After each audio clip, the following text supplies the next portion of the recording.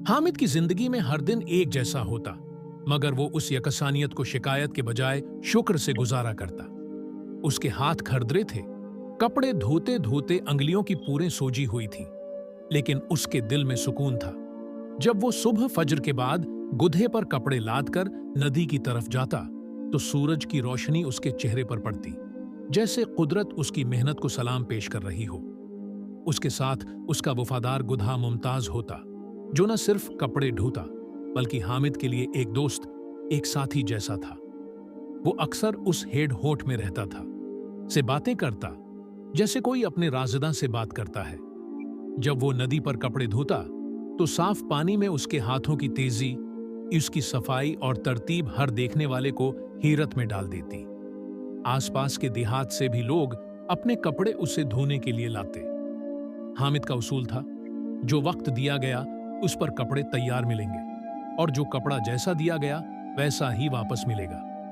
एक दिन हामिद ने मुमताज के साथ नदी की तरफ जाते हुए एक दरख्त के नीचे बशीर को बैठे देखा। वो एक जमींदार होने के बावजूद बेजार और उदास नजर आ रहा था।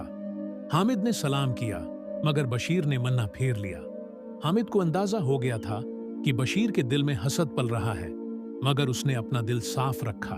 बशीर रातों को जागता, सोचता कि आखिर एक धोबी इतनी इज्जत कैसे पा गया, लोग उसे इतना क्यों चाहते हैं, और वो खुद जो जमीनों का मालिक है उसकी बात कोई क्यों नहीं सुनता। वो सोचता है कि वो कभी भी उसकी बात नहीं सुनेगा। रहा, और फिर इसी हसद ने उसे अंधा कर दिया।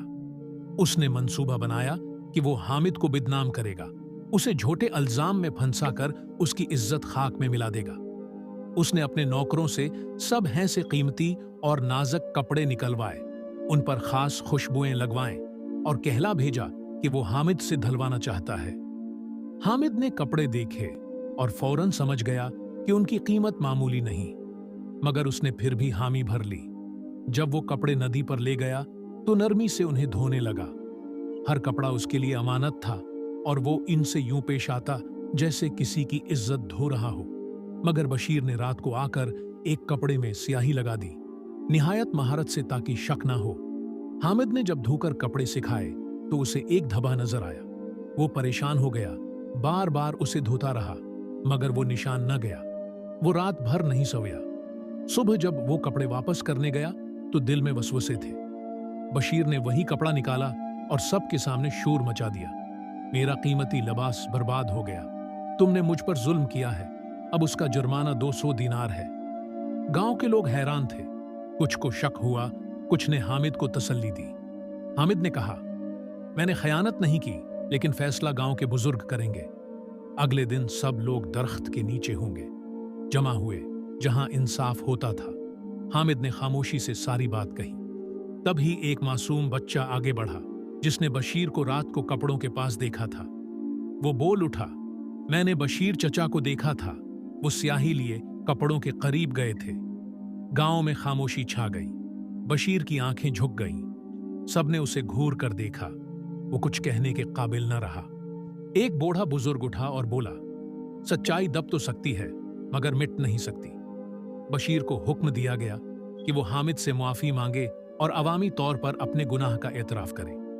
हामिद ने बशीर को मुआफ कर दिया, न कोई तावान मांगा, न शर्मिंदा किया, बल्कि उसने कहा, अगर मैं बदला लूंगा तो मुझ में और आप में क्या फर्क रहेगा।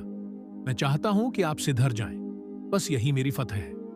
इस दिन के बाद बशीर की आंख खुल गई। वो समझ गया कि दौलत कुछ नहीं, असल दौलत किरदार की होती है। उसने अपनी जमीन का कुछ हिस्सा हटाया, बीच कर गांव में एक कनवा खदवाया, गरीबों के लिए कपड़े बनवाए और हामिद के काम में मदद देने लगा।